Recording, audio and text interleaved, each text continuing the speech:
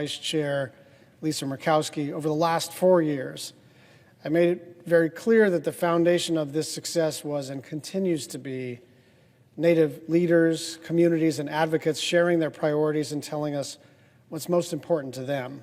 I also emphasize that we cannot and will not rest on our laurels because our progress is still in progress. And that's why today we have to pass S. 1723, the Truth and Healing Commission on Indian Boarding School Policies Act.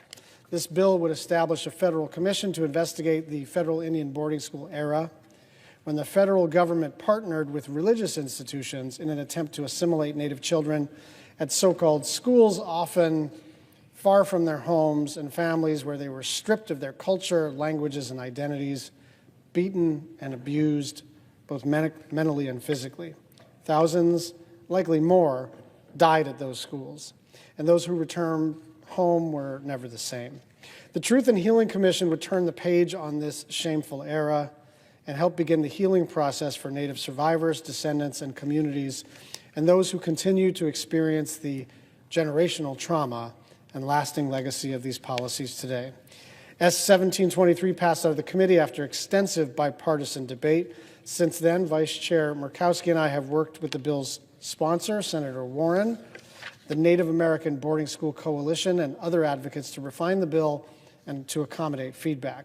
The current version of this legislation is the result of hundreds of hours of drafting, redrafting, discussion, and tough negotiations.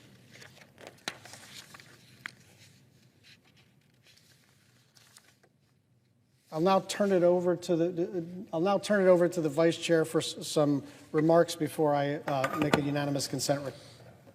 Mr. President. Senator from Alaska. Mr. President, I want to thank and acknowledge Senator Schatz as well as his team on the Indian Affairs Committee for their work as we have sought to advance S. 1723, the Truth and Healing Commission on Indian Boarding School Policies. I also want to acknowledge Senator Warren for her help on this, and of course, the Native American Boarding School Coalition, so many of the advocates that really have helped us advance this. As the chairman of the committee has noted, we have worked this legislation over a long period of time, and it is a priority for us in the committee because for far too long, this dark legacy of the Indian boarding school era has just kind of sat in the corner, unrecognized, unacknowledged.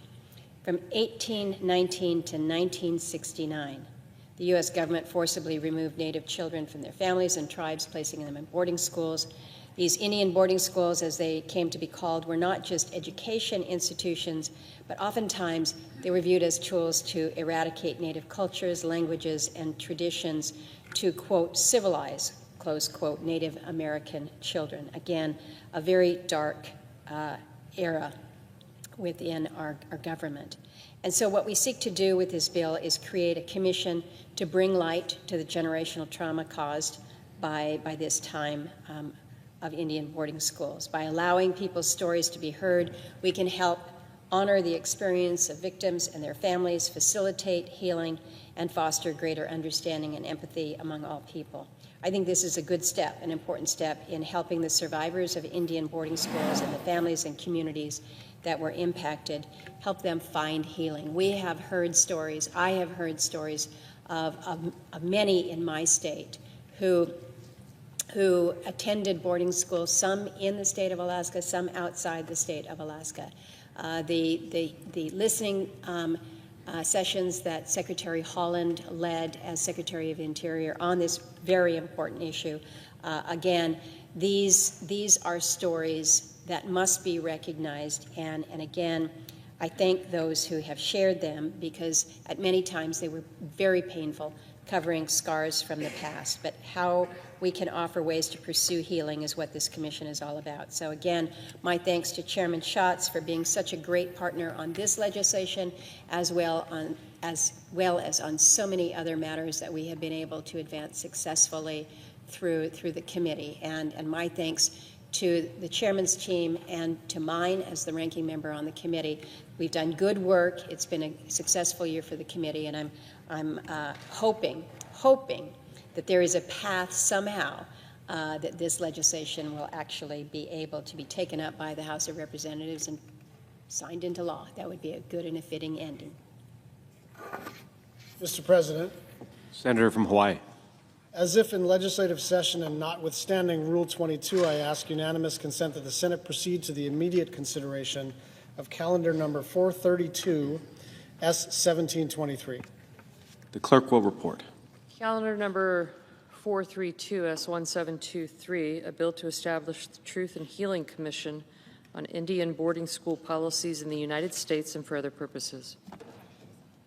Without objection, the Senate will proceed. I ask unanimous consent that the committee reported substitute amendment be withdrawn, the Schatz Murkowski substitute amendment at the desk be considered and agreed to, the bill as amended be considered read a third time. Without objection. I know of no further debate on the bill as amended. Is there further debate? If not, all those in favor say aye. Aye. All those opposed, no. The ayes appear to have it. The ayes do have it. The bill as amended is passed. I ask that the motions to reconsider be considered made and laid upon the table. Without objection. Thank you, Mr. President. It is no small task for us to confront the unbearable burden of our history. Yet to stand before that history in silence, to remain idle while these wounds persist, is to turn away from one of the most fundamental acts of justice and healing that we are in a position to do something about. We have to turn the light on and let the truth out. And this is the work that we've done in the Senate now, and we do hope the House takes action and passes this incredibly important measure into law. I yield the floor.